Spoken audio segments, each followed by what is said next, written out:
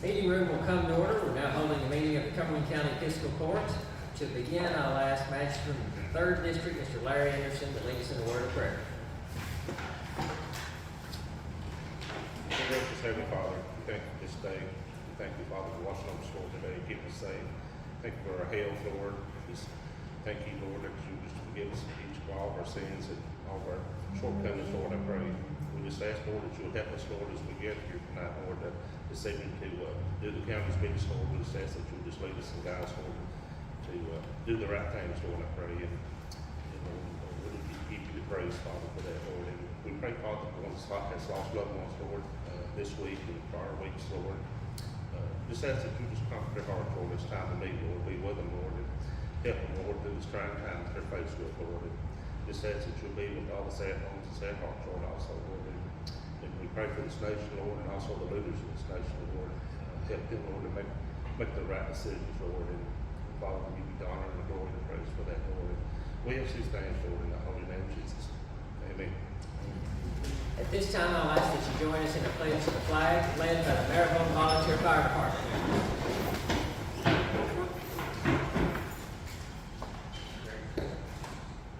I pledge allegiance to the flag of the United States of America and to the republic for which it stands, one nation, under God, indivisible, with liberty and justice for all. You may be seated.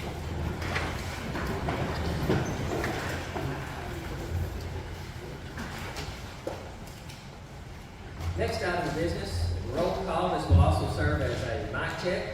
Magistrate District 1. Here. Magistrate District 2. Here. Magistrate District 3. Here. Magistrate District 4. Here. County Attorney Coleman Hurst. Here. Thank you very much, gentlemen. Next item of business, approval of the minutes from the regular meeting on May the 8th. The regular meeting on May the 8th. Heard a motion, a second, and a prevailing vote. What's the will of the court? Motion. So moved by the member of the 2nd District and seconded by member of the 4th. All those in favor, please signify by saying aye. Aye. All opposed, no. Motion passes. Next item of business, approval of minutes from the meeting on May the 12th. Similarly, I need a motion and a second. What's the will of the court? So moved. So moved by the magistrate of the 3rd District, seconded by the magistrate of the 1st District. All those in favor, please signify by saying aye. Aye. All opposed, no. Motion passes. This time, we'll now move into departmental reports. We'll begin with our EM Director, Mr. Greg Carey.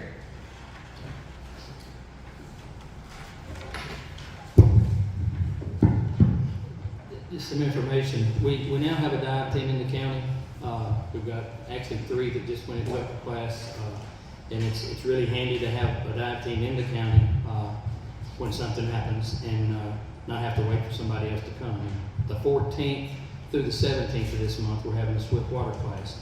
Those 3 individuals are actually taking that class also, so they'll actually be certified in swift water. So, and with that being said, Sulphur Creek and Hendricks Creek are purchasing some dive equipment for us. The comm mast, to where the divers can actually communicate while on the bottom with each other, and they're getting us a comm system for the boat, to where I can actually, whoever who's operating the boat can have communication with the divers while they're in the water. That's something that's really, really needed, and I want to extend a great big thank you to Sulphur Creek and Hendricks Creek for that. So that's something we would have, it had been a while before we could have got it if it hadn't been for them. We appreciate both of them doing that. And the last 2 weeks of May, we had 4 1046s. One of them was a fatality. We had a severe ATV accident involving 2 juveniles, a fatal fire building with a fatality in it, a 2-day and night search for a missing 7-year-old, a drowning, 2 pursuits, and an attempted murder with a sword.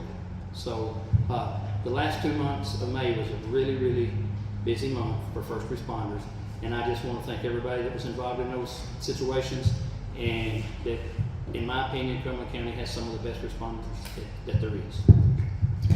I agree with that 100%. With that being said, we have over the last several months recognized groups of students for the success that we're all fairly impressed by, if not incredibly impressed by. Some of them won national titles, state titles, regional titles. But equally as important as all the accomplishments of those students, I think, is what we witnessed, especially on that search on South 61 for a 7-year-old boy. We had members of this court who were kind enough to show up and offer their support, offer their resources. I appreciate that, each and every one of you gentlemen. County attorney, I have got to give him credit. Don't know that he so much as took a 15-minute nap over that night. Appreciate his willingness to be out there and match everybody step for step. So at this time, what I would like is to have all of the first responders that are in the room tonight, if you would please stand and be recognized and stay standing while we read a letter of recognition to each one of you. Stand at this time.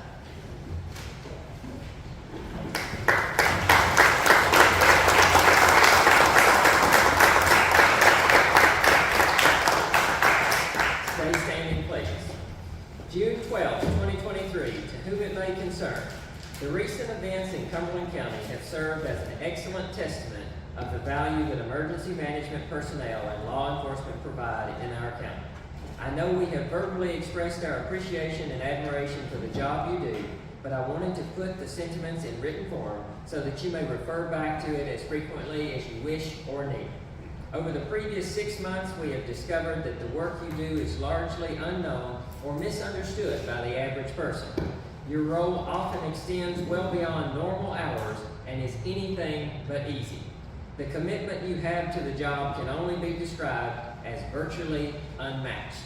The love that you have for your community shows up in your work and your daily life. That's commendable. I hope you'll always feel comfortable reaching out to us if we can ever be of help to you in your efforts to protect and assist Cumberland County.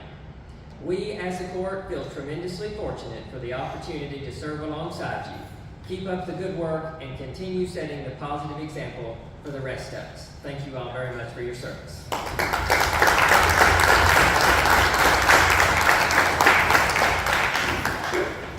Greg, thank you very much for your report. Does any member of the court have any questions for our EM Director, Greg Carey? Hearing none, we'll now move on to Jailer, Thomas J. Brown.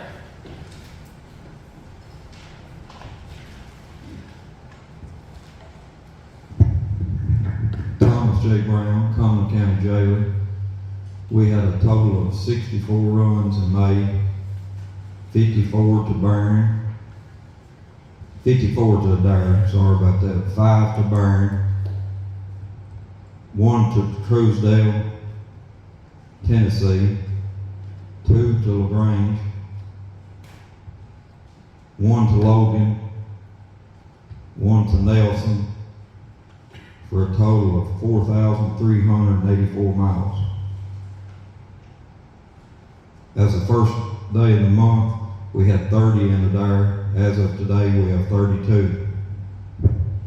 During the month of May, we had 20 on home incarceration for a total of 284 days, saving the county approximately $9,372 in jail bail. Thank you very much, Mr. Jailer. Busy month. It sounds like it. Yeah. Any questions for the jailer? Thank you so much. Thank you. Solid Waste Coordinator, Mr. Jefferson Abbey. I have no major updates for this month, just the addition of 2 new private haulers, which are Kentucky Sanitation and Gilbert's Garbage, and their contact information can be found here in the judge's office. Great. Questions for Jefferson? Thank you very much. Is that anyone local? No, it is not. Question was, is that anyone local? And Jefferson said, no, that is not. Representative from the Sheriff's Office. Is there anybody here from the Sheriff's Department? Or the County Court Clerk's Office? Okay. PBA, Ms. Jeannie Shea Watson.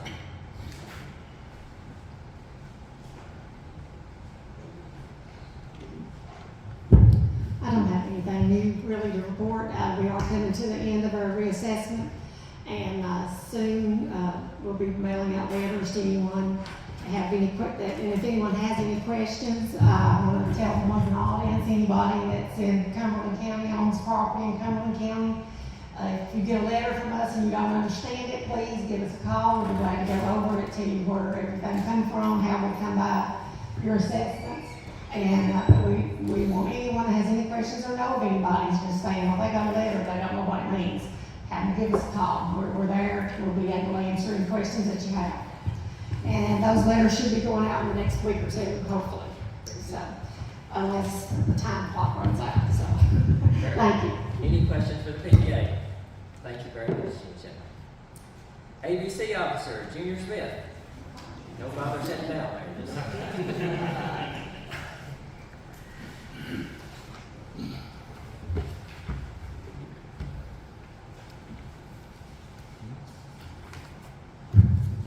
James Smith Jr., alcohol beverage control.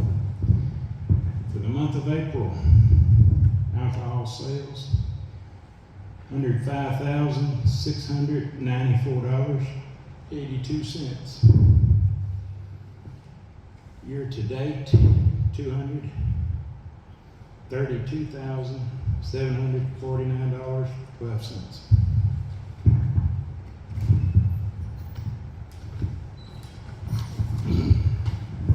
Regulatory fees for the month of April, $3,805.57. Year to date, $10,007.71. Any questions for our ABC officer? Everything Thank you very much. appears to be in order, everything's up to date, no complaints I'm aware of. Good answer. Thank you very much, Junior. I did say wire. Road Supervisor, Mr. Ricky Mellon. I don't really have anything. Can you kind of update folks on the FEMA group that we had come in on those inspections, just kind of the ground that they covered? We covered quite a bit of some things that was bigger problems, large projects, and then we had some small stuff too. But we did get through Whetstone, and that was one of our bigger projects. But we've got some more to do another round. I don't know when that's set up to when we come back to do that to finish it, but probably another day we will have that road. So don't like that much on it. And just so that everybody here on the court and then those in the audience know what we're talking about there. So a lot of the money that we are requesting from the federal government to repair these roads comes from FEMA. FEMA is a reimbursement program. So we have to pay for it up front. We submit everything to FEMA, and then we ask to get a portion of that back, depending on the disaster. It could be 80%, it could be 90%. But prior to those folks releasing the funds back to us, they have to come to Cumberland County, ride the roads, and make sure that what we say it is, as far as distance and location, it actually is. So when you hear FEMA's in town, FEMA's going to this, FEMA's going to that, that's what they're doing. And think of it as a matter of quality control. Any questions? Oh, yes, We sir. also, with that right there, we have to try to get them committed to the project before you just go out there and fix it. If you do, you can maybe go overboard or not fix it as well as what you could have fixed it, if you don't wait till their commitment on it. And You got to again, take some time. to that point, what he's talking about there, when they come out to look at something, here's just an example. Let's say that the shoulder of a county road, the state road is different, that's not our responsibility, but the shoulder of a county road has washed away in one of these disasters. We have a responsibility to make sure that that road is safe and passable for Cumberland County citizens. What we don't have is a responsibility to turn a previous county road into a 3-lane interstate. So FEMA will only cover so much of that. If we want them to do anything more than its most recent condition prior to the storm, we have to ask for what's called mitigation. If we get approved for the mitigation, then we can do that extra and above work to make it better than it was prior. If we don't ask for their permission, but we do it anyway, then congratulations, we have a better road, but they're not reimbursing us for the extra part. They'll reimburse to get back to the most recent previous condition. So show of heads, nodding, does that make sense to everybody how that works? Okay. Any questions from the court for our road supervisor? Thank you very much, Ricky. County Coroner, Mr. Gary White, glad to have him back with us.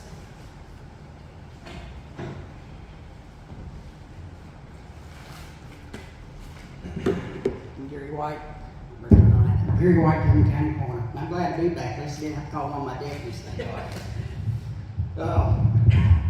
Been a busy month, like Greg said. I'll just go ahead and give a report from January 1 up to today's date on corner cases that we've had so far. It's been 14 natural deaths that we've had since January, which that's nothing uncommon. We had one fatality, like Greg said, in the wreck. We had one house fire and we had one drowning. Seemed like in the last month, I think every lake around us, at least, I think there's been like 5 drownings. So I think that's very unusual. We usually don't have any drownings. Dale Hollis had 2. I think Green Rivers had 1, and was Barry River had 1, or another one ran as close. I forget which one it was, but it's been busy. I wasn't here. We done our conference in April. That was a good. We got our training in. I went myself, Dr. Flowers, and Michael went. We got our training in for the year. Our 18 hours is required through the Department of Criminal Justice. Also, Dr. Flowers and Michael both got their advanced coroner. Next year, Dr. Flowers will get his master. He could have got his master this year if he'd only went, if he'd been at coroner's conference twice. He's had over 300 coroner cases that he's worked since he's been a deputy coroner, but he's been with me since day 1, so he's been in it for 25 years, just like me, and Michael's 11. But it's been it's starting off to be a busy year, and I hope it quietens down. But like Greg said, the first responders, I mean, they jumped up and helped me, especially since I've been down. They've been there helping me with my corner case and stuff like that, and I really appreciate it. One good thing about our county, everybody works together and pulls together, and I really appreciate that. Another thing, Luke, I talked to you about in the office. I'm just going to hit it briefly, but I hope you still consider it, because like I said, I've got records scattered all over the place. I got 25 years worth of records, or 30 years worth of records, 3 different places. You know, and when I have to store blood, I have to store that personal medical. I don't like to do that, but you know, I've asked, and it's kind of fell on deaf ears with other administrations, but you know, I understand things are tight, but you know, if I at least had a place to put everything in one place, it would be so much helpful. But Right, and to that point, I will say, we are working, not that this is any secret, it's not anything we unveil any big ribbon cutting on, but we are working on taking the previously known as the recycling center over there and turning it into an annex. So right now, we're paying for a storage unit. We've got a lot of different things that we're paying to store that could just as easily be kept in a temperature-controlled building that we're already paying for. So why not cut down that expense and keep things over there? When we get to that point, it will be a locked and temperature-controlled facility, and I won't claim to understand maybe the sensitivity of what you've got. Some of it may need to be kept in another layer of locked containers. If so, locked file cabinets up there, we can manage that. But I will tell you that is something that may be coming with respect to an actual walk-in, walk-out office space. That's probably a little different, but as far as storage, to have all that in a centralized location, whether it be for us or EM, road crew, I think that could be good to have a centralized building, especially since we already own it. So, to that point. Any questions for our county coroner? Thank you very much for all you've done here. Okay, moving into old business. We have letter A under old business is the second and final reading of the 2023-2024 fiscal year budget. Those have been posted, the budget summaries have been posted on the doors each side of the courthouse, as well as ran in the paper, sent to the media, and the copies have been provided to those who have requested. This is the second and final reading. I will not go through this line by line. Does any member of the court have any question regarding the budget that was proposed a month ago? Hearing none, I'll now entertain a motion and a second, and then it will be the will of the court of prevailing vote. What's the will? So moved by the magistrate of the first district to adopt the budget. Is there a second? Seconded by the magistrate of the second district. All those in favor, please signify by saying aye. All opposed, no. Motion passes. Thank you very much. Letter B under old business is the City County Resource Forum. This is a notification. This does not require any type of court action. June the 15th, and we'll say 5 p.m. The City Council meeting will begin at 5 p.m. This City County Resource Forum will be immediately following the City Council meeting. So this will be where the food pantry, we've got some representatives here with us tonight from the food pantry. I would ask those folks to consider being there, as well as the volunteer fire department, the rescue squad. Have your leadership at this event, because each person who's there representing a different group will get the opportunity to tell the group what you do, the role that you play in Cumberland County, what resources do you provide. Because what we're finding in these first 6 months is that a lot of people say, well, I need a this or I need a that. Well, more often than not, we've got a this or we've got a that. It's just a matter of connecting the right parties. So if we can bridge this gap by having a resource forum where we put these resources in one room, collaborate and share that, then when the Maribel Fire Department chief hears somebody say, well, I need an extra set of groceries this week, it's just really, really tight, they can say, well, as a matter of fact, I heard that Meals on a Mission runs once a week, every single Friday. I heard that the food pantry is every single week, really high quality food. Feed My Sheep, you'll have those resources that you can provide. So if it works with your schedule, I'd encourage everybody possible to attend. Any questions from the court on that? Moving into letter C under old business, tornado shelter. The tornado shelter is something we have discussed for several years at this point. And I appreciate all the work of the previous administration, previous members of the court, and especially Greg Carey. Thank you for that, Greg. We do have, at this point, ground that has been broken over at Maribel. So that's a big step in the right direction. I know that the volunteer fire department over there is probably excited to see that. And I promise you, you're not half as excited as I am to see that. So thank you all for your patience and all of the help in getting us to this point. At this time, though, I will need a motion and a second from the court allowing me to sign the contract with the tornado shelter contractor saying, yes, we are proceeding on that. Again, they did the job for both of those projects, and we have told them we're likely only going to do one for budget reasons, and that is the Maribel location. Any questions from the court? If not, I'll entertain a motion to give me authority to execute that contract with them. Motion. So moved by the magistrate of the 4th District. Is there a second? Second. Seconded by the magistrate of the 3rd District. All those in favor, please signify by saying aye. All opposed, no. Motion passes. Thank you very much. Moving into new business, cash transfers. Remember, cash transfers, that's the actual movement of cash money from one account to the other. We have cash transfers from the general fund to the jail fund in the amount of $38,000. General to jail, $38,000. And then from the general fund to the grant fund in the amount of $27,489.91. I'll need a motion and a second if that's the will of the court. So moved. So moved by the magistrate of the 3rd District. Is there a second? Second. Seconded by the magistrate of the 1st District. All those in favor, please signify by saying aye. All opposed, no. Motion passes. Budget transfer is letter B under new business. Budget transfer is on paper, remember. That's not the actual movement of cash, strictly on paper. You have those in front of you. You have 3 pages of those budget transfers. This time I'll entertain a motion to approve those. Motion. So moved by the magistrate of the 4th District. Is there a second? Second. Seconded by the magistrate of the 3rd District. All those in favor, please signify by saying aye. All opposed, no. Motion passes. Letter C is warrants. As you've had sent to you in advance, that's the packet of all of our bills since our last court meeting. We'll need a motion, a second, and a prevailing vote to approve those. What's the will of the court? Move to approve by the member of the 2nd District. Is there a second to that motion? Second. Seconded by the magistrate of the 4th. All those in favor, please signify by saying aye. All opposed, no. Motion passes. Letter D, occupational tax refunds. This is anything in excess of the $750 cap. We have $1,206 to be refunded to Cumberland County taxpayers. We'll need a motion and a second for that. Motion. So moved by the magistrate of the 4th District, seconded by the magistrate of the 1st District. All those in favor, please signify by saying aye. All opposed, no. Motion passes. This time I'll ask the Cumberland County Extension Service, if you would please come forward and share with the court a community event.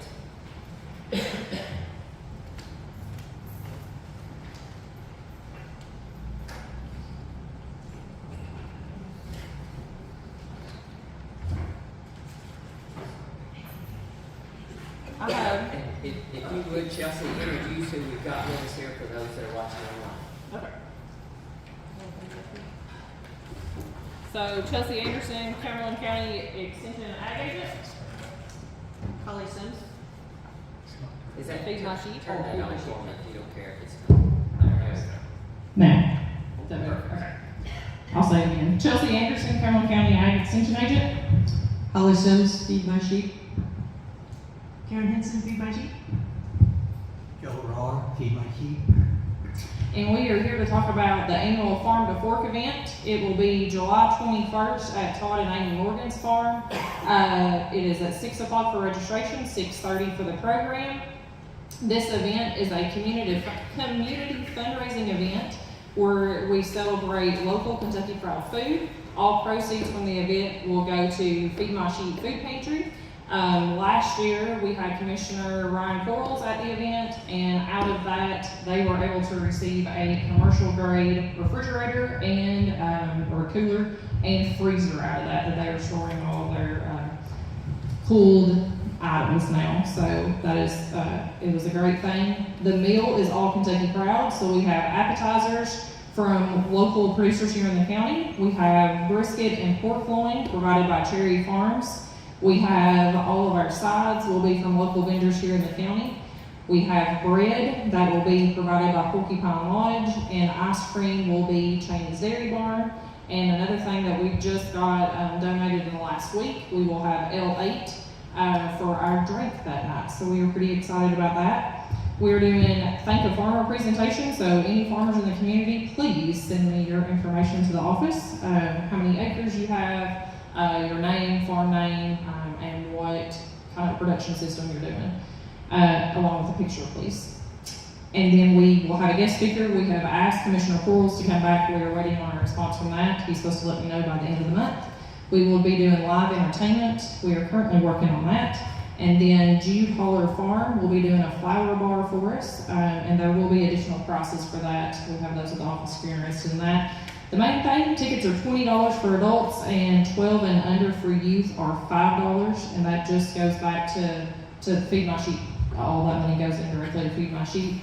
The extension office, what we don't get paid through a grant for the food that we provide that night, we actually eat that cost as a district board and as an office over there. So I have flyers that I will leave out. I'm going to let the pantry volunteers here tell you a little bit about the pantry, how many people they serve, and any details they want to share.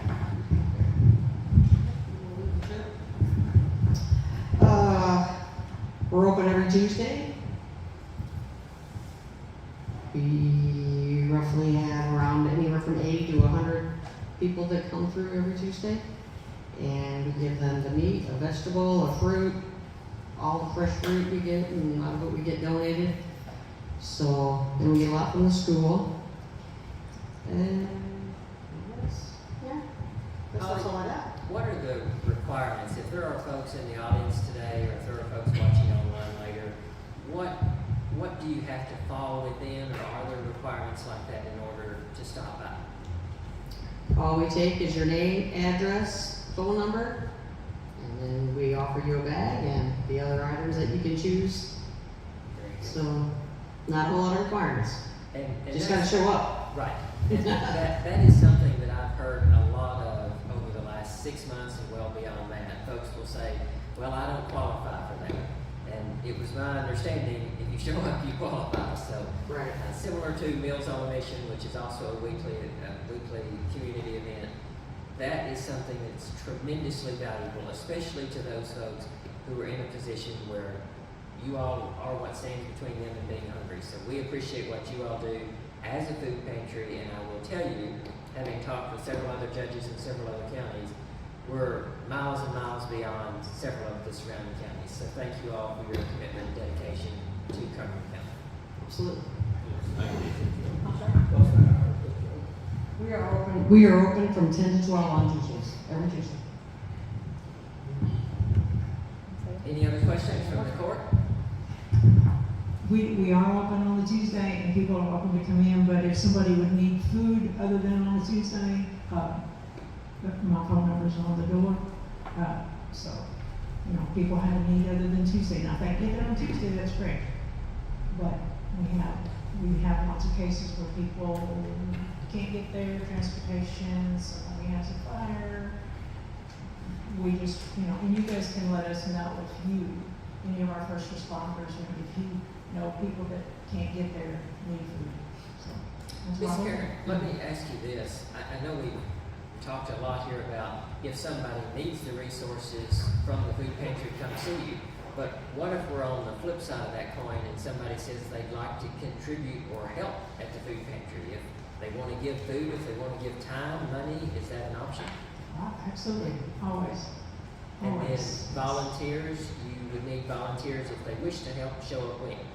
Well, we start, Holly gets there at like 2 a.m. or something. No, she gets, she's there really early. And, but we have a lot of dedicated volunteers right now, but there's always sometimes when people can't make it. So anytime, people are welcome to come, help people carry the food out. People line the streets. If y'all pass by on Tuesday, you see what's, and just to love on people is what we love to do. So, and somebody wants to make a donation, we have an account at First and Farmers. Thank you all so very much for being here. Any questions from the court? Thank you for what you do. Thank you. Moving into letter F under new business, announcement of administrative code review. We have an administrative code here that governs the way that we as county employees and the county fiscal court operate. That's essentially our rule book for the year for that, and when I say year, I mean June year with respect to the administrative code. We are scheduled to review that each June. We are doing that this month. We'll have another meeting at the end of this month to propose those changes and vote on those changes, as well as close out the fiscal year, vote to pay any of the outstanding bills on June the 29th is when that meeting will be. But this is an announcement. If you all know of any changes that you'd like to make to the administrative code, whether it be that there's simply outdated language in this or that section, or if you think we really need to get with the times and do X, Y, or Z, tell me that before the next meeting. Questions there? Letter G, court approval for judge executive to sign interlocal agreements. What we're doing here, gentlemen, is with each of these different taxing entities and different governing boards in Cumberland County, we've got the Board of Education, City of Burkesville, Soil Conservation, Tourism, IDA, Chamber of Commerce. Each of those different groups, we're trying to commit to paper in this administration what our responsibilities are from the county perspective to each of those groups. So what I have discovered, again, in the last 6 months, there's a lot of different people and there are a lot of different community groups who say, well, Judge, the county's always done this for us. Or, Judge, the county takes care of this for us. And that may very well be true, but I don't have anything in writing to say, oh, well, that's right. So you do this for the county to help, we do this for you to help. We want to make sure that you don't have to wonder as taxpayers from administration to administration, well, will that service continue or not? Let's put it on paper what the expectations are of us from each of these different groups and then vice versa too. So I will need a motion and a second from the court giving me authority to sign those contracts, to execute those interlocal agreements that show we'll do this and they'll do that. Any questions? This time I'll entertain a motion to allow me that authority. So moved by the manager of the 1st District. Is there a second? Second. Seconded by the manager of the 2nd District. All those in favor, please signify by saying aye. All opposed, no. Motion passes. Letter H, ongoing road projects. We've got 2 of note. One is Sulphur Creek. Sulphur Creek, the vast majority of that one was completed already, but we do have some resurfacing down there. We've approximated, with the help of Gaddy Shamrock, we've approximated approximately $40,000 of resurfacing costs. Larry, I've got to brag on him for just a minute. He's worked overtime to get some discretionary funding from the state of Kentucky. Now, if we don't get the discretionary funding, where does the funding come from? The people in this room and everybody else in Cumberland County, right? In the form of taxes. So Larry has worked overtime, made calls to both the state senators and state representatives to make sure that this is moving forward. I appreciate that, Larry. It does look like they're considering this. I don't have an answer for you today, but that discretionary funding request has been submitted. As soon as we know where that stands, naturally I'll announce it to the general public. You'll know if we have funding for that. With respect to oil fork, we have, remember, 2 projects on oil fork. One is a front bridge, what they call a bridge project, and one is a second back bridge project. Both of those have had progress made on them. Neither one is complete just yet. One is definitely further along than the other. We've got the concrete poured on one of those today. Was told by that contractor, Magistrate District 2, that the concrete is done. My understanding, we just have the backfilling left on that. We should have a finished project on one of those. On the second project, what we need tonight, now this will require court approval. What we'll need for the second project is action from the court on how to finish it. The previous contractor that we had there were some changes to his team, and he won't be able to finish the project. So what we've done, true to form, what I've told all of you in the past and anybody else who's asked, anything in this administration that we are moving on with respect to construction will be bid. So on that second bridge project, we do have a written agreement, a written bid from this gentleman out of Hart County for $29,000. What that means is, if it costs him $39,000 or $149,000, we pay how much? $29,000. So it's good and it's bad. It's good because we don't pay any overages that we're all sick and tired of paying. But if they get it done early in their budget, they make more money. We can't fault them for that as long as they do a good job. So in order to do this and be completely done with oil fork, with the exception of backfill, we will still do that on each of those. But otherwise, we'll have this gentleman, if it be the will of the court, come in, do it, and he's looking at, bear with me and I'll tell you the timeline we're looking at here. Be completed by July the 31st at the latest. $29,000. He's provided his limit of liability insurance in the amount of $2 million, workers' comp form, and will be paying Cumberland County occupational tax on the revenue that he receives from us. Any questions on this one? Yes, sir. Who will be overseeing him, make sure that he don't cut no corners and make sure it's done? That is correct. So we have, per this contract, we'll have the authority to supervise. Now, let me be crystal clear on this. We have supervisory authority to make sure that if they say that they're building a concrete bridge, it doesn't turn out to be a road bridge. What we don't have the authority to do is go over and tell them, well, why are you using gray concrete? We wanted this painted pink and purple. We can't tell them that. It's structurally, they're saying they'll deliver this product. If structurally they fall short of that, we absolutely can call them out on it, but otherwise, no changes will be made from us. Good question there, Larry. Other questions? If not, I'll entertain a motion to accept this contract, enter into it, and have oil fork completely done by the 31st of July. Make a motion. So moved by the member of the 2nd District. Is there a second? Second. Seconded by the member of the 3rd District. All those in favor, please signify by saying aye. Aye. All opposed, no. Motion passes. Letter I, revenue options for court consideration. This is what we've been discussing for well over a month, 2 months now, talking about revenue in Cumberland County. We discussed at the last meeting 3 options. I'll not belabor these points, but I will go through as a brief refresher and then entertain any discussion that each one of you have been able to have with your constituents over the last month or 2 months. Option 1, $2,500 occupational tax cap with a built-in 4% adjustment to the cap only.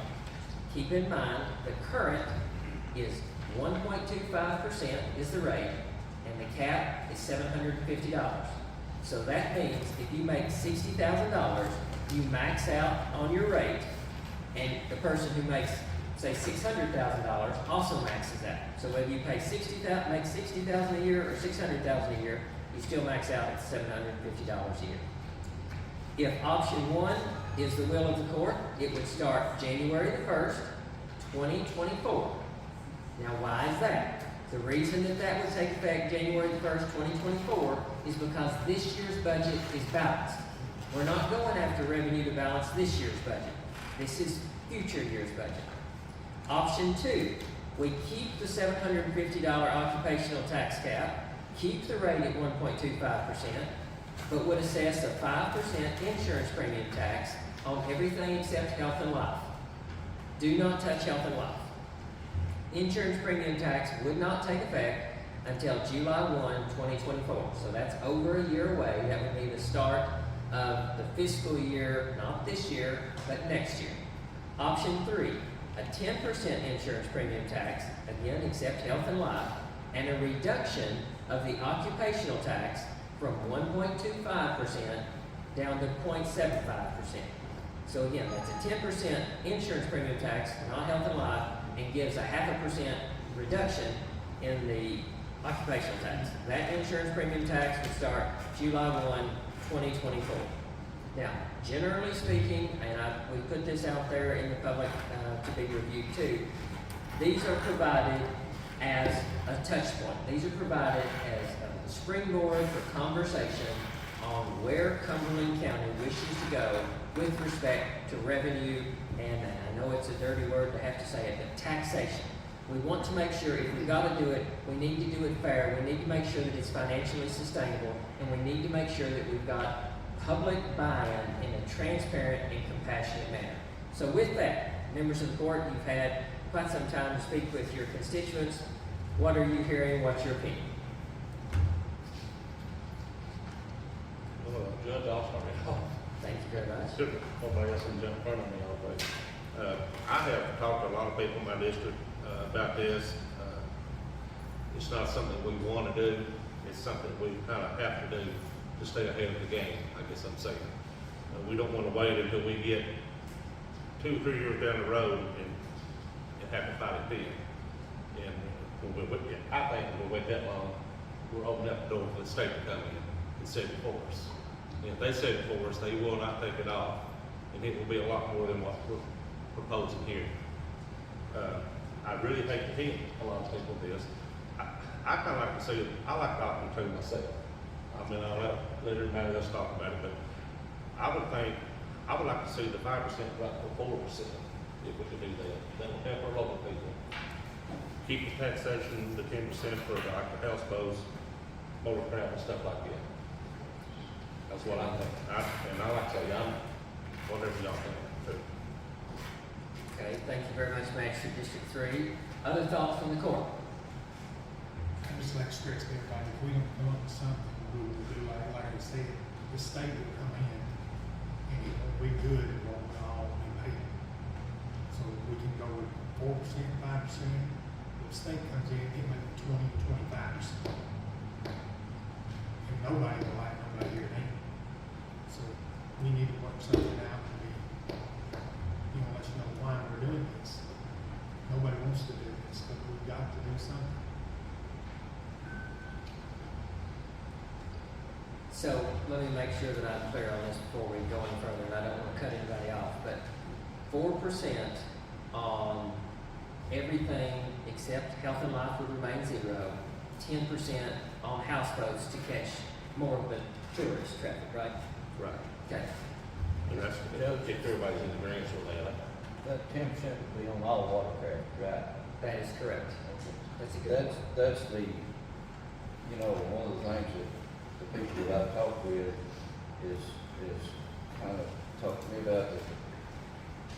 That's a revenue that we have not been collecting, and that and all of our absentee owners that's come in here building these mega houses and don't live here, we're not, do a property tax, but we're not collecting anything else off them, and that's where most people that I've talked to said that, they think it's fair because we're getting people that's not been supporting the county in this, and so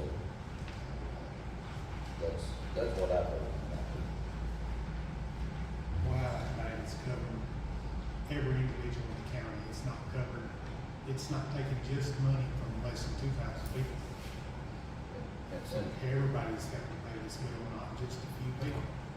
And on another note, you all mentioned that, if the state came in, and that's exactly what the state would go to get their revenue is occupational tax, and that's going to get our working people. If that ever happens, God forbid that ever happens, the that would be where they would go, would have to post the work they do for us. Yeah, I don't disagree with that. So to Lane's point, he mentioned, for those in the audience, I don't know if you all can hear us all up here, but that was mentioned that if the state were to come in, God forbid, and nobody has received a letter saying Cranker's coming in on us, so this is not anything that is happening tomorrow, but trying to be good stewards of tax dollars so that the state doesn't have to, but planning if there's a worst case scenario, the state comes in and they look at what you've already got on your books. So what two forms of revenue do we already have? We've got occupational tax and we've got property tax. Well, if property tax is only bringing in the 130-ish thousand is what we budgeted for this upcoming year, that means they're probably going after the 580,000 that we budgeted for occupational tax. At present, we've got a cap of $750. If you look around in some of these surrounding counties, the cap's not $750 if it exists at all. So that, yeah, I won't argue that probably does help some of the high income earners to say, yeah, let's look at Cumberland County. Admittedly, to Magistrate District 1's point, the good thing about an insurance premium tax is also the bad thing about an insurance premium tax. It affects everybody. So from a political perspective, I'll grant you that one stings more than just making 2,000 people mad. But if our number one core value is fairness, I think that might check that box. So, again, just to make sure that I'm clear here, and I'll make sure that I've got you all on this before we do anything here. 4%, this is liability, this is vehicles. 10% on houseboats, inland marine in general, doesn't have to be a houseboat, that's watercraft. And then 0 on life, 0 on health. Magistrate District 1, is that what you're in favor of? I'll make a motion. And, okay. District 2, let me ask you, is that what you're in favor of, am I understanding? Yes, I think that can do that. District 3? I think, we're at the point of we have to do this. I mean, we've all seen the figures, our books. District 4. And this one's gonna be the best on, I think, a working picture. Okay, and District 4? I would like to see some numbers, maybe 2%, if you have to do something. I think 4 is still too high. 2% on everything except health and life and except the houseboats. Right. I'd like to see the numbers and, The difference there. So, to the magistrate in District 4, that's an excellent point. He said he'd like to see 2%. And this is really, really challenging to estimate, well, what will this money bring, what will this rate bring in, right? Because you've got to use comp, similar to how you do in real estate to prepare for selling a home. You've got to use comparators. Well, we looked at the other 47 counties that have an insurance premium tax. We looked at their population, we looked at their rates, we looked at what they're assessing these on, and tried to determine, will this bring in enough revenue for us to make sure that we make ends meet next year? Now, right now, we've still got $300 and something thousand from ARPA money, which essentially think of it as COVID money. That's how we're largely bridging the gap this year. So if you want to look at what we might need as a minimum for next year, start thinking in that $300-ish thousand area. Now, that bridges the gap to have the same level of service that we're going to have in this upcoming year. That means no extra.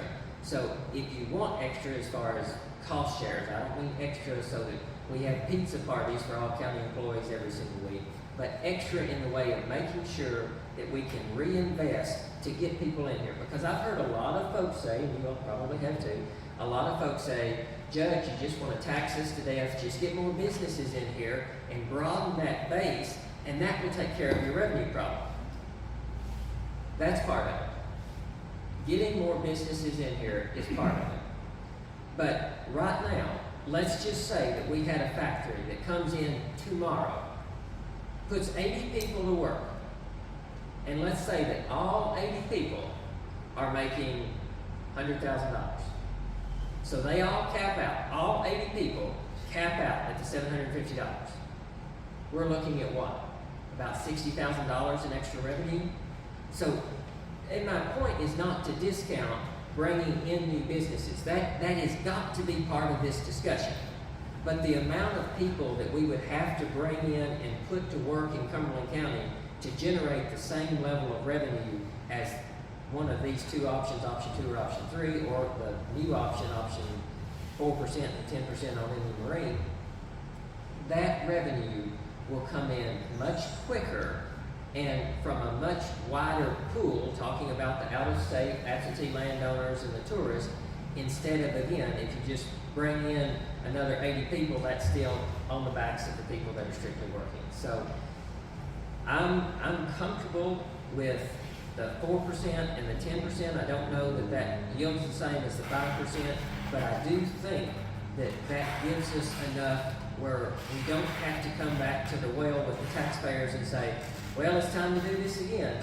I think it's a very real possibility that if this is done, we're looking at a situation where the next administration that comes in and the next one and the next one, we're not having to have a new discussion about taxation.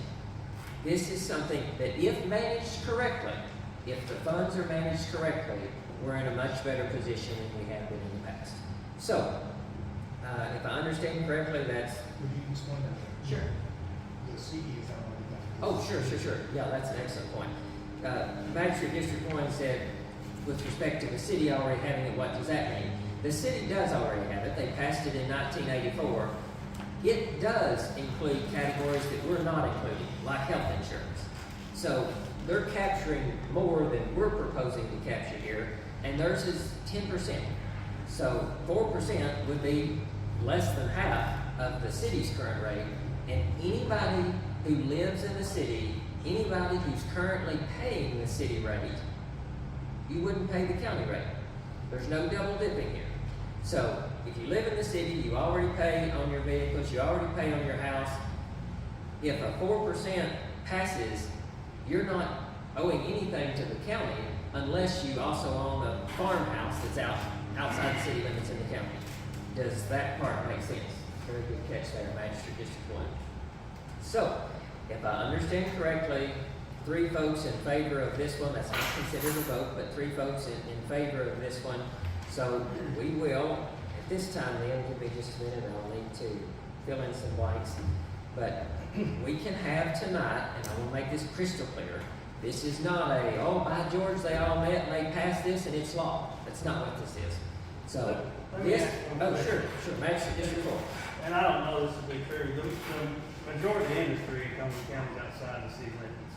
Will you agree with that? I mean, pretty well I don't have numbers to support that. I mean, but you're we've right, got a that's lot why of we're business not in the out there. cities because they got a 10% I can't interest speak to tax. that. I understand.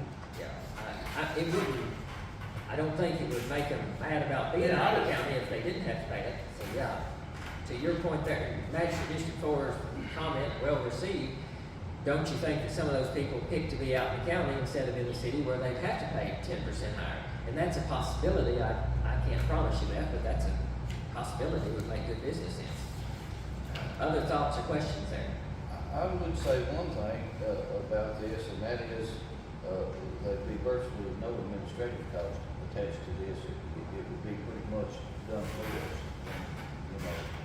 So we wouldn't have to be on somebody to oversee this. That's true. We do not hire somebody to oversee this program. That would be on the insurance company and the Kentucky Department of Insurance. That's also true. If it was to see we took way too much money, we can always give back. But And- if we don't take enough, we can't come, we just don't want to come back and ask. Yeah, and I think that's a very fair point. So probably several of you in the audience have heard people say, well, if we get too much, we'll just make sure and we'll lower it next time. We'll give it back. Yeah, you know, we've heard that before at all different levels of government, right? And you would be right to be skeptical, I think, from hearing that from anybody. The only thing you've got to go on with us, though, is kind of our word, which, again, is just what it is, our word. So, to that point, if this does generate more revenue than anticipated, I think it's a very good idea to go down instead of try to say, well, we miscalculated, let's go up. Now, I don't think it's a good idea to say, well, let's just make sure we get more than enough and then we can always go down, so let's make it 10% and be done with it. I do think you all are on the right track with We're trying less to than that. as Yes. close as we can. So. I agree. So, 4%, everything except health and life would be 0, inland marine would be 10%.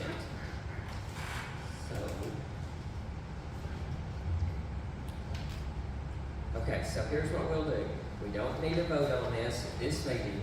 That would come at a second reading. We can go ahead and have a first reading. That way this can be discussed in an open and a transparent manner until the next meeting when that could come up for a vote. Any questions then before having filled in those blanks, before we have a first reading? Okay. Cumberland County Fiscal Court, proposed ordinance. An ordinance imposing a license fee or tax upon insurance companies for the privilege of engaging in the business of insurance within the County of Cumberland. Establishing a license fee or tax upon insurance companies at the rate of 10% on inland marine premiums collected and 4% of the premiums collected for all insurance types except health and life, which remain at zero. Establishing an effective date of July 1, 2024, and a delinquency date of 31 days after the end of each calendar quarter. Establishing a penalty interest charge for any license fee or tax not paid on or before the due date, which shall be the tax interest rate defined by KRS 131.010 subsection 6. And published in the annual local government premium tax bulletin issued by the Department of Insurance.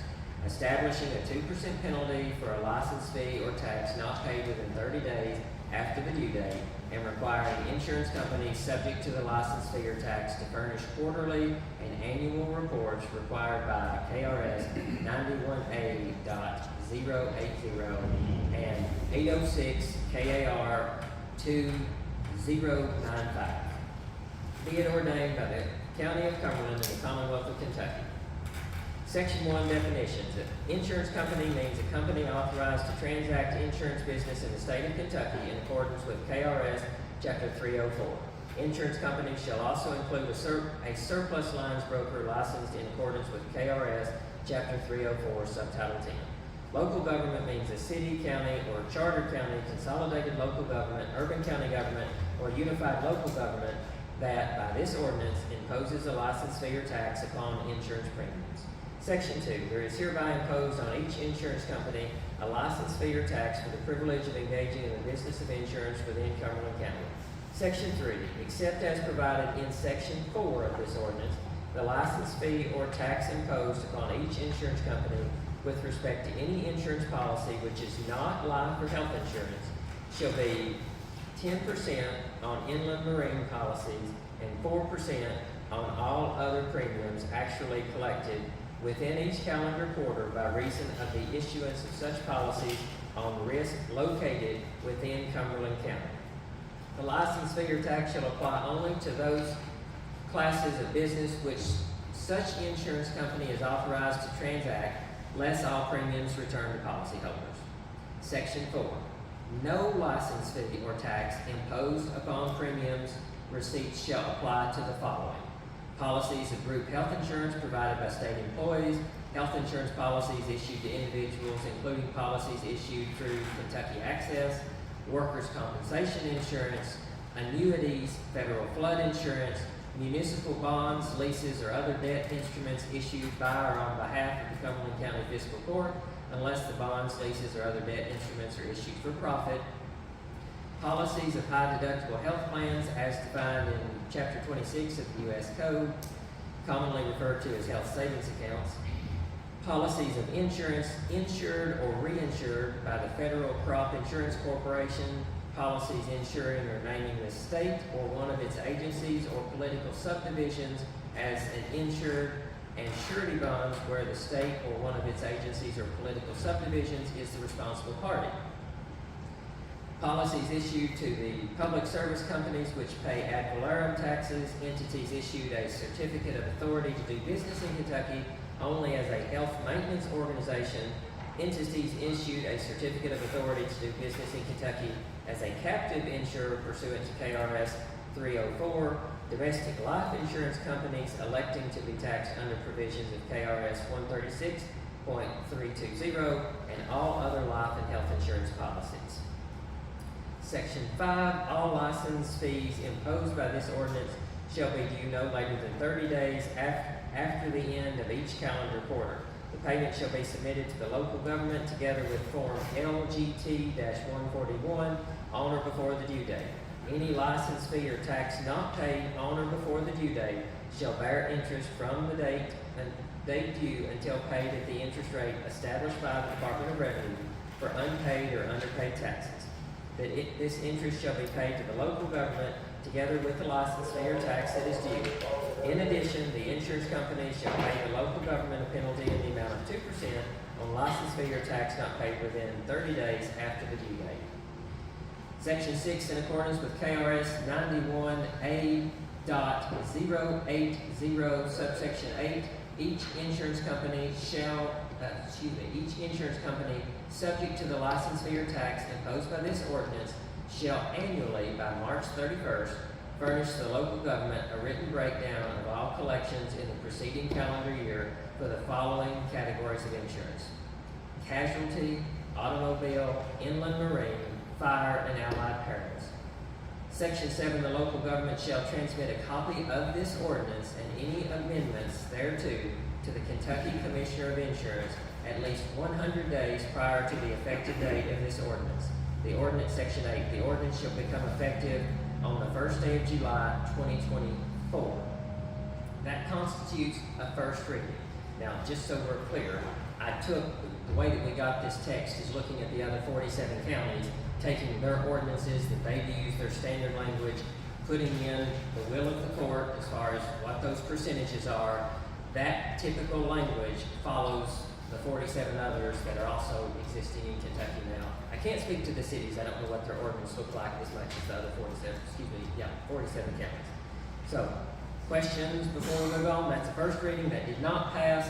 Let it be said that that is not law of Cumberland County land now. This is meant to now be discussed for the next period of time until we meet again to have a vote. Okay? Letter J, personnel discussion. At the present time, it's true, we're down 2 people in the road department. Personnel discussion is not with respect to the road department, though. This is with respect to courthouse staff. We had one of the folks that had been with us here for quite some time in the courthouse, Mr. Buford Wilburn, had to resign, and as a result, we've got a need for someone to assist with courthouse maintenance and upkeep. I do not recommend that this be somebody full-time. As a matter of fact, I'll just tell you, I strongly oppose any type of full-time position for this, especially with respect to the budget. I don't even recommend 20 hours a week. I think that can be done in 10 hours a week. Now, I'll brag on the county court clerk, the road department, and our PBA. Thanks to them, they freed up that space in the basement. There's an office down there that we are in the process now of renting to the Commonwealth of Kentucky that will bring in revenue that I do believe will offset the cost of anybody to come in and clean. Now, keep in mind, in previous budgets, that's been in there for 20 hours a week. What I'm proposing here is somebody 10 hours a week and not have it draw from the budget, but rather have it paid out of the revenue that we expect to receive for rent. So we do need a discussion here in court action so that we can have conversations with interested parties. I'll need to know a rate of pay that the court is comfortable with offering somebody to work for 10 hours a week to clean. Any discussion here from the court? 10 hours a week, no benefits.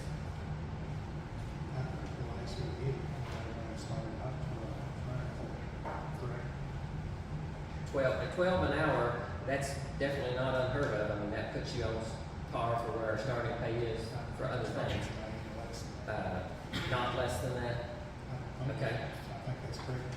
One day, I mean, could you get it done a day, 2 weeks for you? That would be kind of up to them. Yeah, as long as it's clean. I just reached out to some of these cleaning people and see. Correct. But now, we need to know, in order to have a conversation with them on compensation, we've got to know where we're comfortable with.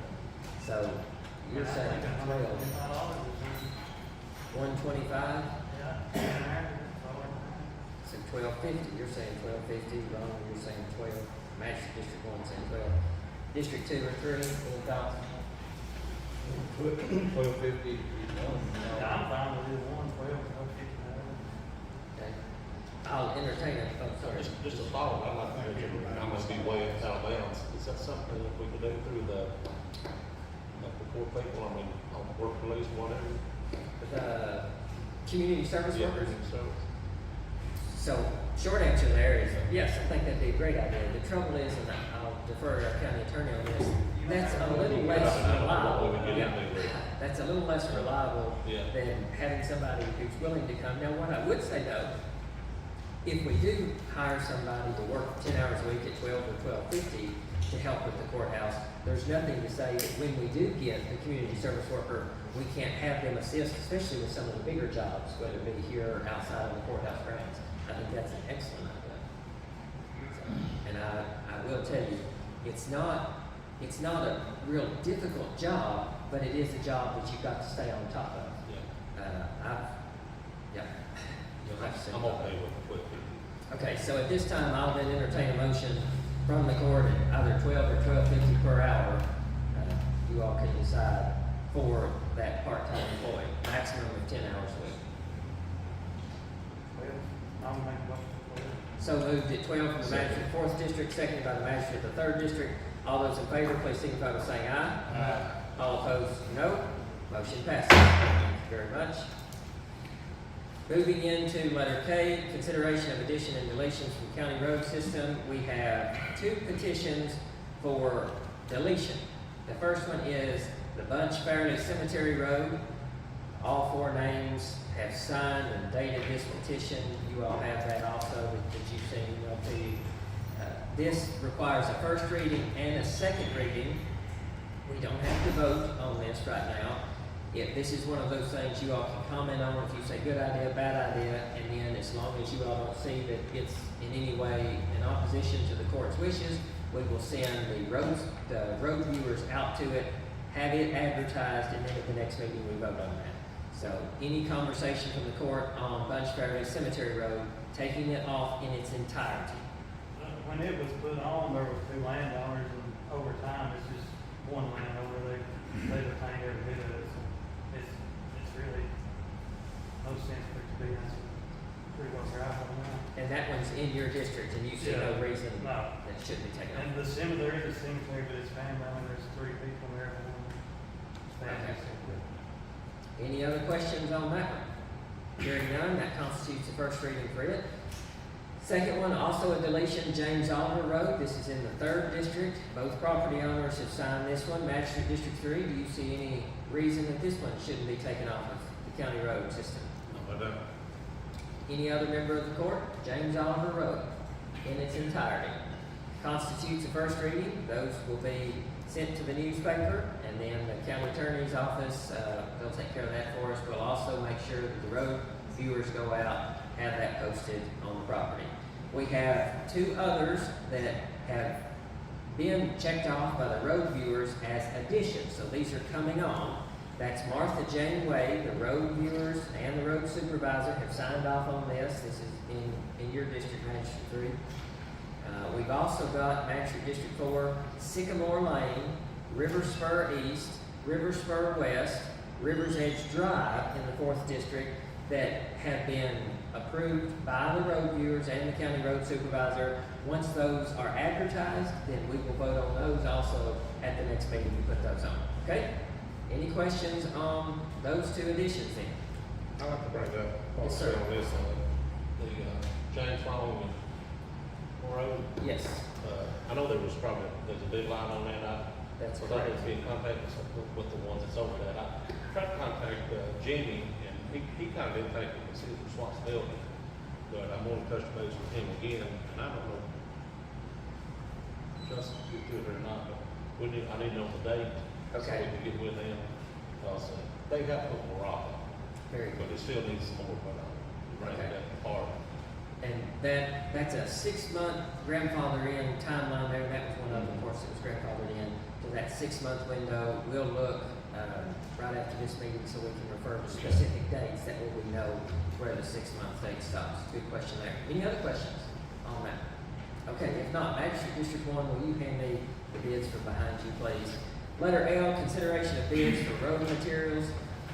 Gentlemen, you have a sheet in your packet to make some notes on as we go. You can also flip things over and just write on the back of the paper if you'd like to. First envelope says Potter's, and this says culvert bids.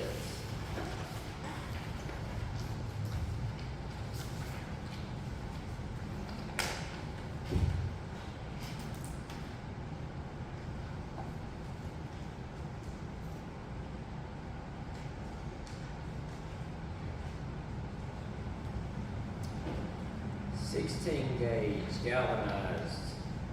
Here's what we're going to do on this, gentlemen, because you've got a tremendous amount of information that we're looking at here.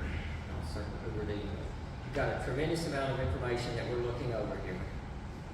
For the general public's interest, I'll share some of this here, but I'll also then start with District 1, and let's pass this down that way you all can look at it. Any questions you've got? Some folks are here with us today, and I really appreciate you all being here in case there are questions.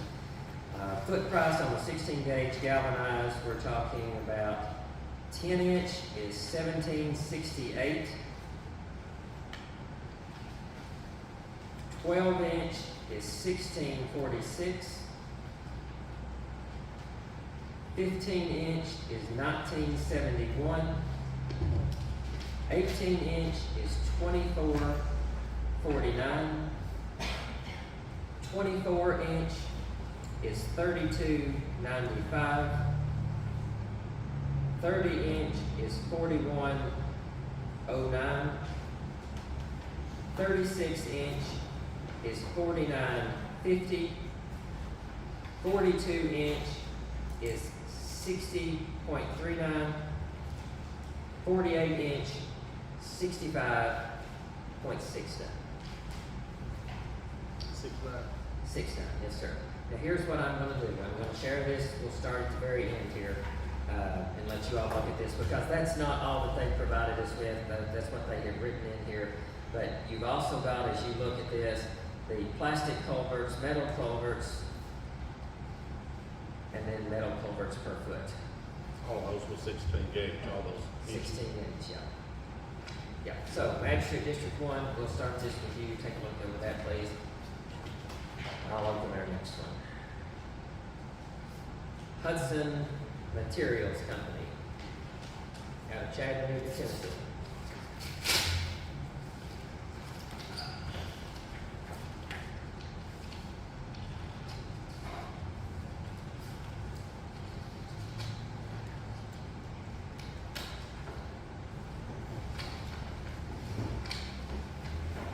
Hudson Materials Company is pleased to offer Cumberland County a bid for all your road oil needs beginning July 1st, 2023 to June 30, 2024.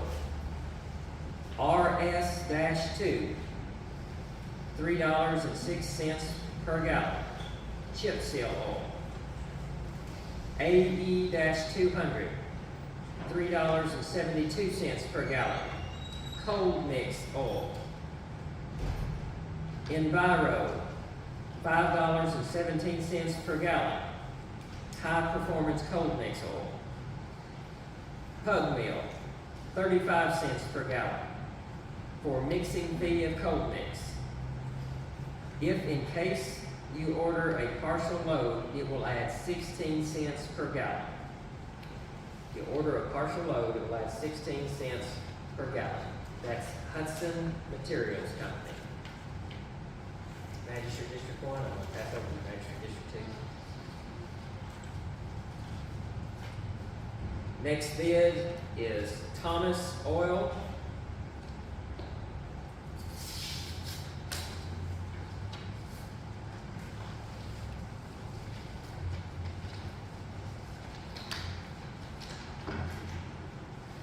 We appreciate the opportunity to bid your fuel needs. We look forward to continuing business with you. Diesel, off-road, rack cost per gallon, $2.59. State road tax per gallon, 0. Federal tax per gallon, 0.014. Differential per gallon, 0.15. Total price per gallon, 2.755. On-road diesel, rack cost per gallon, 2.598. State road tax per gallon, 0.236. Federal tax per gallon, 0.014. Differential per gallon, 0.15. For a total price per gallon on-road diesel, 2.998. So that's off-road and on-road diesel. Gasoline, 87 octane ethanol.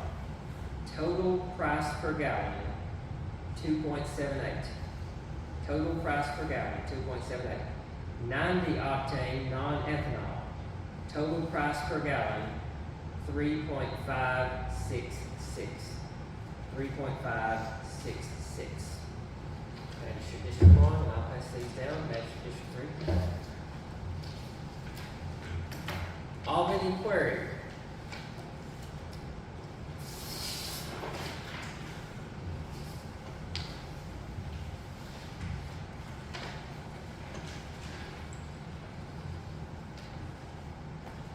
Albany Quarry crushed stone quote for fiscal year July 1, 2023 to June 30, 2024. This bid is for the Cumberland County Fiscal Court. Size, 6/10, 550 per ton. This is for crushed stone. 6/10, 550 per ton. Zeros, 725 per ton. Number 2s, 725 per ton. Number 5, 725 per ton. Number 57, 725 per ton. Number 68, 725 per ton. Number 8, 725 per ton. DGA, 550 per ton.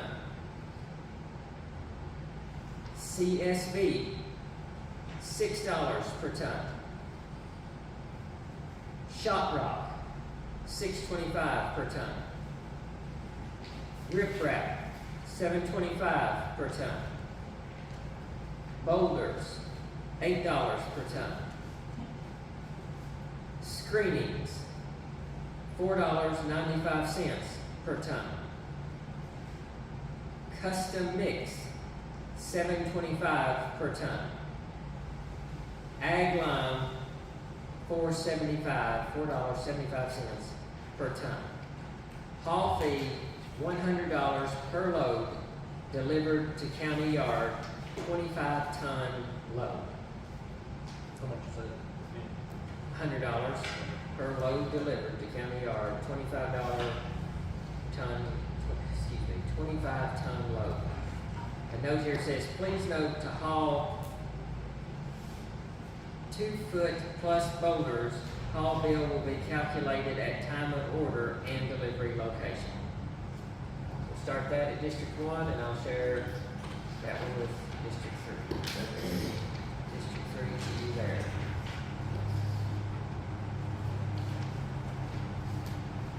Gaddy Shamrock, crushed stone.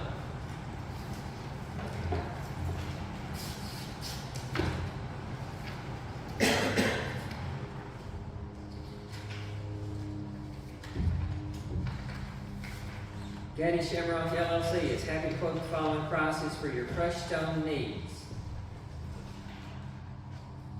Number 57, number 5, and number 68 stone. $13 per ton at the Burkesville location, $10 per ton at the Albany location. Am I reading that correctly? Our representative from Gaddy, is that correct, those two locations? Okay. That's correct.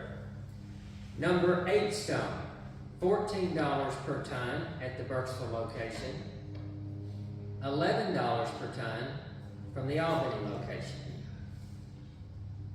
Number 610 stone, $12 per ton at the Burkesville location, $7 per ton at the Albany location.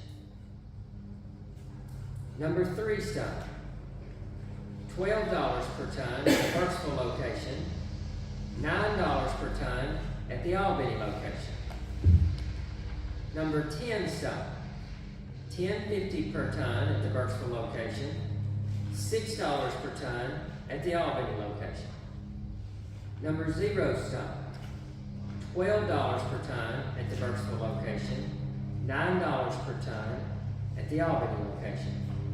Dense grade aggregate, $12 per ton at the Burkesville location, $7 per ton at the Albany location. Rip wrap, $10 per ton at the Burkesville location, no price provided, Albany location. Crusher run, $6 per ton at the Albany location. All materials, workmanship, and equipment needs met with the Kentucky Department of Transportation specifications. A minimum haul bill of $4 per ton will be applied to haul within 16 miles of the nearest quarry. A rate of 25 cents per ton will be paid for each mile beyond the 16-mile distance. Terms of accounts are net 30 days. Prices will remain in effect for a 1-year period. Maintain the option with the county to extend this agreement for more than a 1-year period if agreed upon by both parties. We thank you for the opportunity to quote for your crushed stone needs and look forward to serving you in 2023. Okay, District 3, to you. And Gaddy, we appreciate you all being here very, very much. Chip seal, Gaddy Shamrock.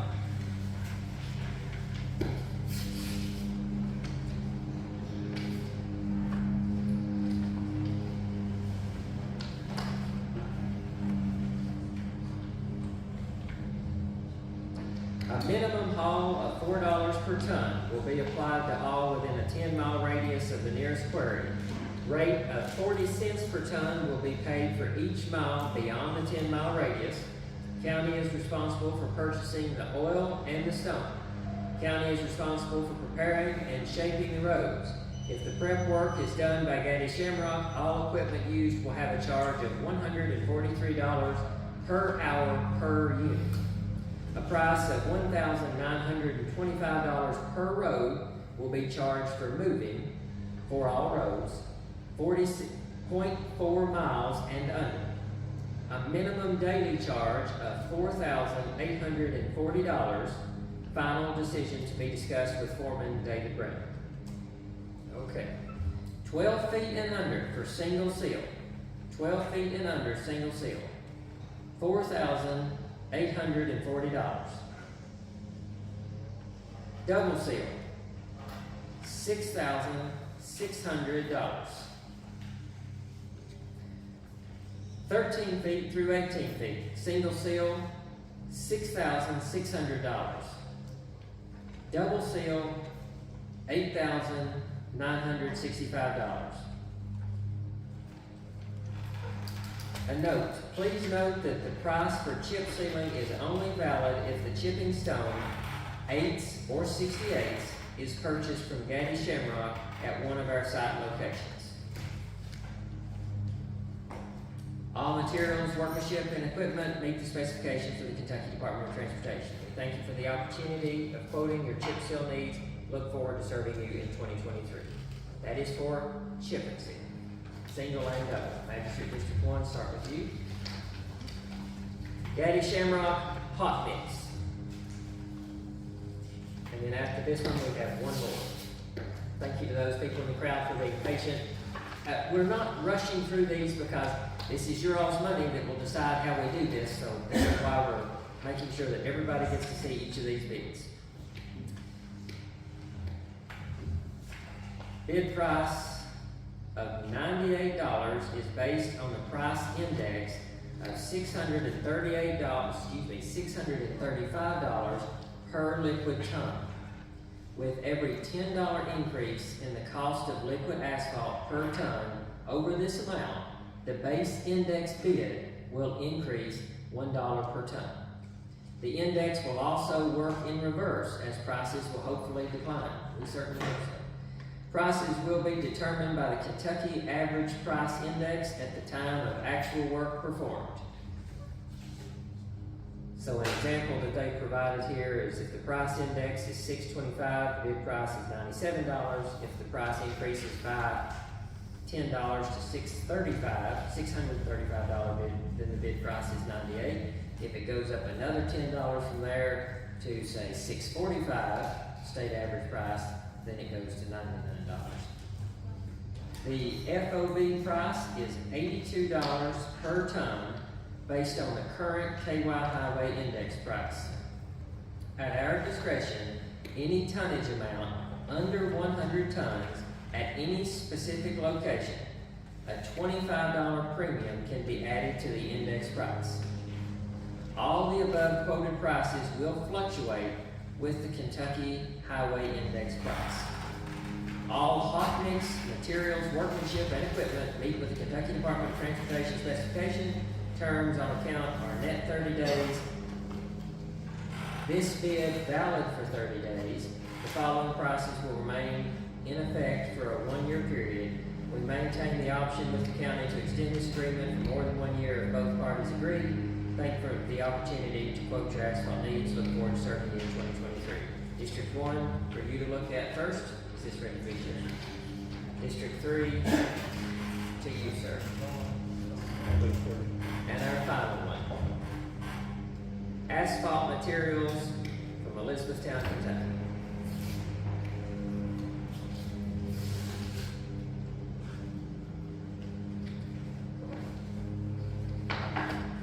That was a joke. Didn't put anything in it.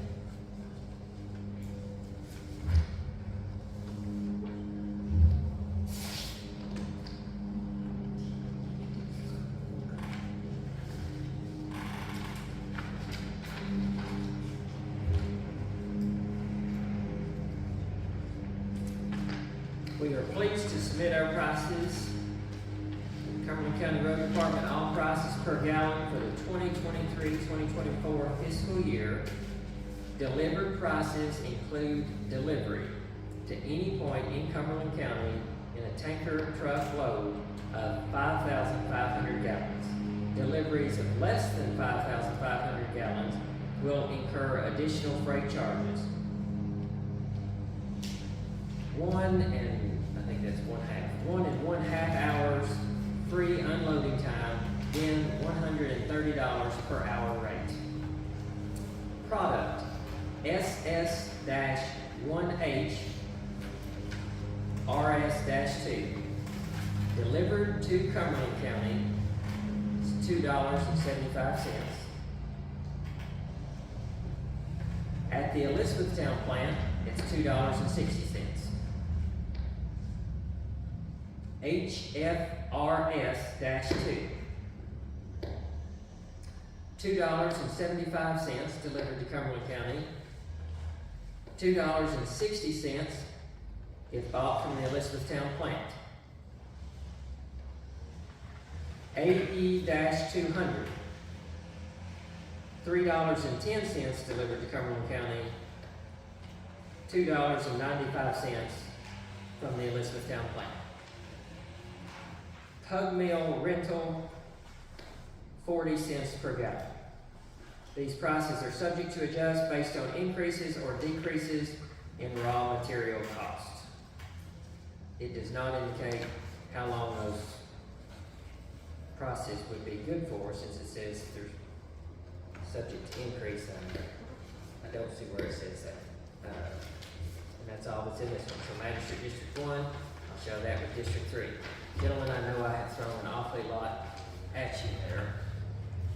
Thoughts or questions? And we do have some representatives here in the audience with us, so if you have questions and their representatives are here, I trust that they'll be more than happy to answer any questions from the court.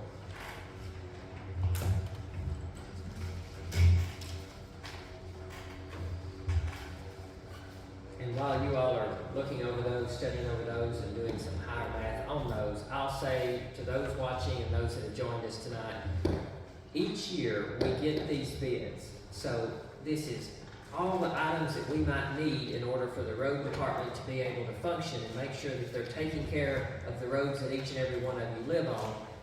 We've got to have the materials. We ask for folks to bid these material costs so that we can then partner with those folks over the term of a year period and make sure that we have something that we can use in our budget to say X amount of dollars is what we're banking on for these material costs, so we know to do this project, it's gonna cost us X number of dollars. Gentlemen, any questions for the representatives that are here with us, or any feeling from the court moving in any direction on these materials?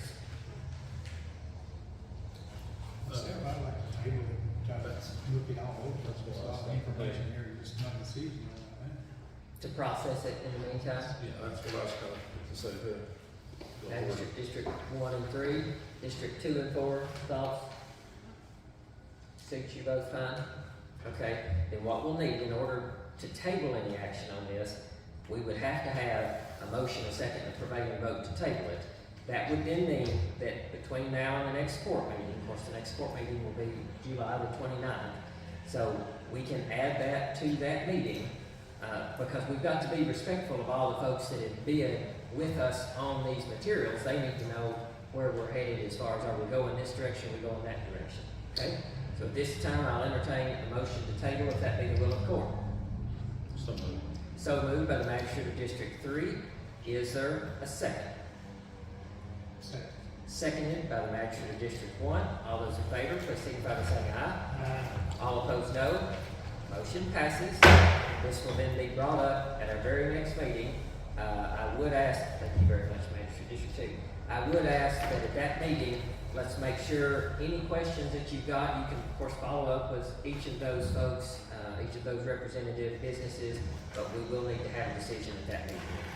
Is it possible to have a comment for this, or is that? We could, yeah. I know the guys was here tonight, I know they wanted to ask. The 29th, yeah. And there would be nothing, that, to your point, Magistrate District 3, there would be nothing wrong out of respect for the folks that have bid these jobs, bid these materials, excuse me. Get them to answer the question. We could absolutely meet Friday of this week if we wanted to. Does that make sense? So, but now that would be, at your own schedule, you'd have to look at your schedule, see if that suits you, but. Friday? No, the 29th. No, the 29th, that is not, Yeah. we do, that's correct. So we're already planning to have one the 29th to get all the bills paid for this fiscal year. But again, out of respect, if we wanted to do that quicker, I certainly think we have time to review these between now and Friday. Yeah, I think so. So is that the will of the court? Magistrate District 3, anybody else want to comment on if that's an appropriate amount of time? Whatever. Okay, so here's what we'll do then. I will send out to the radio and to the newspaper then, special call meeting for this coming Friday, preferably earlier rather than later. Is that correct for you all? Let's just take a look, make sure we don't have scheduling conflicts here. Folks in the audience, really appreciate your all's patience here too. So we're talking about the 16th of June. The 16th of June. Gentlemen, can you do 8 a.m.? Magistrate District 3 can. District 1, can you do 8 a.m.? District 2, 8 a.m.? I know I've got something going on, and I Okay. don't have it in my calendar on the phone, the Okay. 16th, so I will get back with you on Okay. that. I will do my best to work it. Okay, District 4, Magistrate? Fine with it. Okay. So, 8 a.m. Is what we will shoot for. We'll kind of wait pending there, but from the newspaper, we will let you know just as soon as we can confirm that, as well as with the radio station. Appreciate you all wanting to consider those carefully and make a decision. Final item, notification of bid advertisement for railing cribbing work. We do have all of the geotechnical drilling. That's where they bore down into the roads, kind of seeing what they're dealing with. Railing cribbing will need to be bid. It does not need to be bid right now. We've got that out there for folks to bid, and I do believe that's in July when we're looking at for that. So you've still got some time, but if you or someone you know is interested in railing cribbing, bidding those projects, we've got a substantial amount in Cumberland County. Please send them our way so that we can have the conversation and look forward to partnering with them on that project. Does any member of the court have any new or unfinished business which should properly come before the meeting? Hearing none, we'll now move into adjournment. Again, a notice here. Next special call meeting will be tentatively this Friday. I'll let the general public know that. We'll put that out there so that you all know once we confirm that. 8 a.m. if the schedules permit. We'll also have one 8 a.m. June the 29th, 8 a.m. June the 29th, and that will be paying the bills. That's where we'll add on the other things. This one coming up will just be talking about the bids, making a decision on those. And then the next regularly scheduled meeting, July the 10th, 2023, 4 p.m., same location. George, can I- Oh, yes, sir. Magistrate District 1. We've got a problem with hemlock here in Canada. It's very, very dangerous. And people need to be aware of it. I'm telling people, they don't have no clue what to look at. I agree with that. Turn that mic a little more towards you and tell the group what you're talking about there, because of course I know you're in the hay business, so you know it better than most. It's a weed, it's blooming. And if you touch it, it can really mess you up. If you inhale it, it can be fatal. And it's growing all over the roads, mostly on the roads. Well, I don't know why it's on just the roads, but you don't see it out in the fields as much as you do on the side of the roads. And some people's got it like in their yards. And I heard that somebody tried to remove some and got very, very sick. I appreciate that. So please be careful. If you are out and about, you know folks that are out and about, even if it's just kids out playing, if you think you've got some poison hemlock around you, please be mindful of the effects that might have on other folks, young or old. Thank you It's for got a bringing that. very big white bloom in a lot of it. And our mowing crews are, the reason it's more along the right of ways, they're scattered as they mow the right of ways off. So that's, but birds also scattered, and that's why it's getting into the fields too.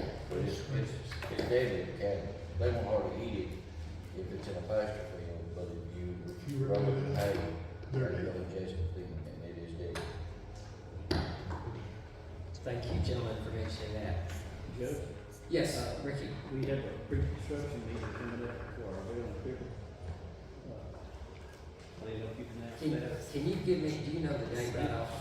June 21st. June 21st. June 21st, we'll have a meeting on those rail and cribbing projects, so if you are interested, you're welcome to join us. And anybody who's interested, thinks that you're interested, contact us. We'll get you all the date, time, locations, and specifications for that. Thank you very much, Ricky. This time, I'll entertain a motion to adjourn. Move. So moved by the member of the 3rd District. Is there a second? Seconded by the member of the 2nd District. All those in favor, please signify by saying aye. All opposed, no. Motion passes. Thank you all very much for being here.